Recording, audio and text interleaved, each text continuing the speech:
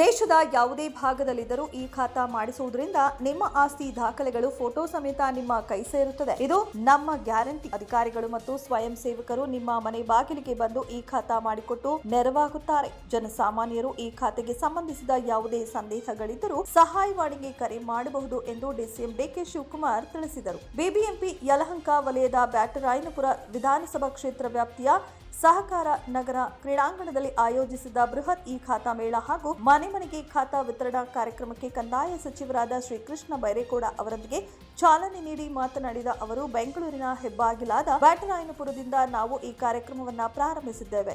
ಈ ಕ್ಷೇತ್ರದ ಅಭಿವೃದ್ಧಿಗೆ 2,000 ಕೋಟಿಗೂ ಅಧಿಕ ಯೋಜನೆಗಳನ್ನು ಕೈಗೆತ್ತಿಕೊಂಡಿದ್ದೇವೆ. ಜುಲೈ 1ರಿಂದ 1 ತಿಂಗಳುಗಳ ಕಾಲ ಈ ಖಾತಾ ಆಂದೋಲನ ನಡೆಯಲಿದ್ದು, ಬೆಂಗಳೂರಿನ ಎಲ್ಲಾ ವಾರ್ಡ್ಗಳಲ್ಲೂ ಇದೇ ರೀತಿಯ ಕಾರ್ಯಕ್ರಮಗಳನ್ನು ವ್ಯಾಪಕವಾಗಿ ಹಮ್ಮಿಕೊಳ್ಳಲಾಗುವುದು ಎಂದರು. ಸುಪ್ರೀಂ ಕೋರ್ಟ್ ಆದೇಶಾನುಸಾರ ಕಟ್ಟಡ ನಕ್ಷೆ ಇಲ್ಲದೆ, ಪ್ರಮಾಣ ಪತ್ರವಿಲ್ಲದೆ ವಿದ್ಯುತ್, ನೀರಿನ ಸೌಲಭ್ಯಗಳನ್ನು ಕೊಡುವಂತಿಲ್ಲ. ಈ ಬಾರಿ ನಮ್ಮ ಜನರಿಗೆ ಸಹಾಯ ಮಾಡಲು ಅಧಿಕಾರಿಗಳ ಜೊತೆ ಚರ್ಚಿಸಿ ಪರಿಹಾರ ಸೂಚಿಸುವಂತೆ ತಿಳಿಸಿದ್ದೇನೆ. ಅನಧಿಕೃತವಾಗಿ ಯಾವುದೇ ಕಾರಣಕ್ಕೂ ಕಟ್ಟಡವನ್ನ ಕಟ್ಟಬೇಡಿ ಎಂದು ನಾನು ಮನವಿ ಮಾಡಿಕೊಳ್ಳುತ್ತಿದ್ದೇನೆ ಎಂದು ತಿಳಿಸಿದರು.